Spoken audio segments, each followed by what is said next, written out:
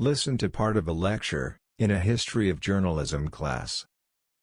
Last week, we discussed the muckrakers of the progressive era. Today, we're going to examine the career of Nellie Bly, Nellie being Nellie. She was a pioneering figure who actually predated the muckraking movement, but established the essential foundation for investigative journalism as we know it.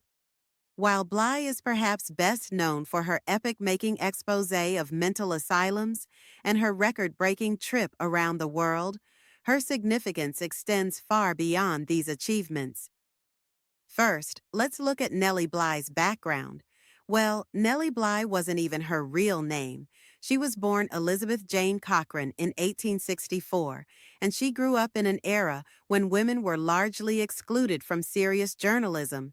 After her father died, her family faced severe financial hardships. This early exposure to economic struggle would later influence her dedication to exposing social injustices. Growing up, she wanted to portray herself as more sophisticated, and she changed her surname to Cochrane with a silent E at the end. In 1885, a misogynistic column titled "What Girls Are Good For" was publicized in the Pittsburgh Dispatch, which prompted her to write a couple of fiery rebuttals under the pseudonym Lonely Orphan Girl. Her talent was acknowledged, and she was hired by the Pittsburgh Dispatch. Then, the pen name Nellie Bly came about after the African-American title character in the hit song Nellie Bly, which was Nelly. Interestingly, the editor at the time misspelled her name, and the error remained. Now, what really set Bly apart was her innovative approach to journalism. She pioneered what we now call immersive journalism, or undercover reporting.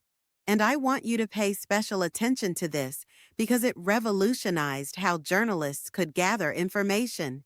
In 1887, she took on perhaps her most daring assignment. She feigned mental illness to get herself committed to the Women's Lunatic Asylum on Blackwell's Island. Why is this significant? Well, rather than just interviewing sources or reporting from the outside, she experienced the horrific conditions firsthand. She spent 10 days in the asylum, documenting the abuse, neglect, and inhumane treatment of patients. The impact of this investigation was immediate and far-reaching. Her detailed accounts, later published as 10 Days in a Madhouse, led to a grand jury investigation and substantial reforms in the mental health care system. But here's what's particularly fascinating. Her methods raised important ethical questions that we still grapple with today. When is it acceptable for a journalist to go undercover? What are the moral implications of deception in pursuit of truth? These are questions that modern investigative journalists still wrestle with. Let's shift our focus and start talking about her famous trip around the world. In 1889, inspired by Jules Verne's fictional Around the World in 80 Days, Bly embarked on a real-world attempt to circumnavigate the globe.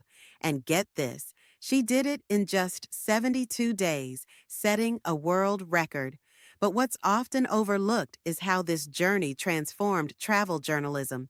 She wasn't just writing travelogues, she was demonstrating the shrinking of the world through modern transportation and communication technologies.